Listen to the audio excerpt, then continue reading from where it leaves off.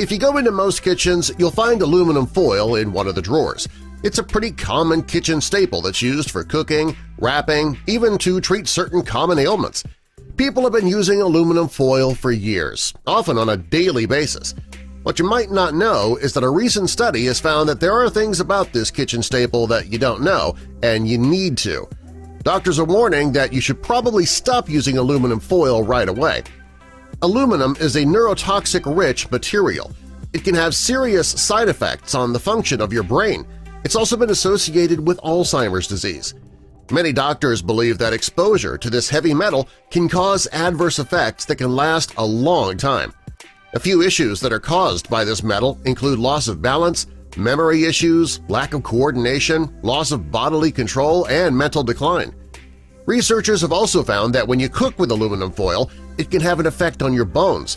Aluminum can build up in your bones when you use it for cooking, and that can take the place of calcium in your bones, reducing your bone strength. In time, frequent use of aluminum foil could cause your bones to break more easily.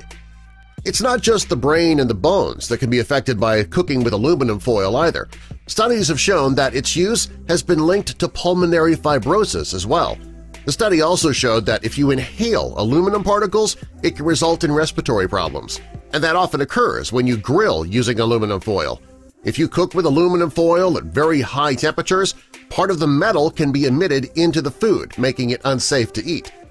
A chemical engineer researcher at the American University of Sharjah, Dr. Essam Zubaidi, evaluated the effects of aluminum and cooking, and his study found that when you cook one meal in aluminum foil, it can introduce up to 400 milligrams of aluminum into your food. According to the World Health Organization, the recommended daily allowance of aluminum is limited to only 60 milligrams a day. Since you can get 400 milligrams introduced in your food when you use it to cook in just one meal, you can see how dangerous this really is. Furthermore, the higher the temperature, the more leaching occurs and the more dangerous your food becomes. The doctor also found that while cooking with foil is a bad idea, it's even worse when you use it to cook vegetables like tomatoes, citrus juices, or spices. Unlike vitamins, minerals, and iron, our bodies don't need aluminum. Also, our body is not able to process it correctly. Since your body can't process aluminum, you wonder what happens to it after it's ingested? Studies have shown that it accumulates in your brain, lungs, kidney, liver, and even your thyroid, and that can put your health in great jeopardy. Aluminum can damage your central nervous system as well. Even worse, aluminum has been linked to autism in children. When children are exposed to aluminum in their drinking water, it can cause bone, brain, and kidney disease. Research has shown that aluminum can cause toxic stress on your brain.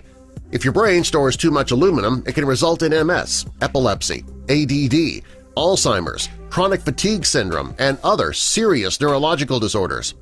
The best thing you can do for your health and the health of your family is to reduce your exposure to aluminum.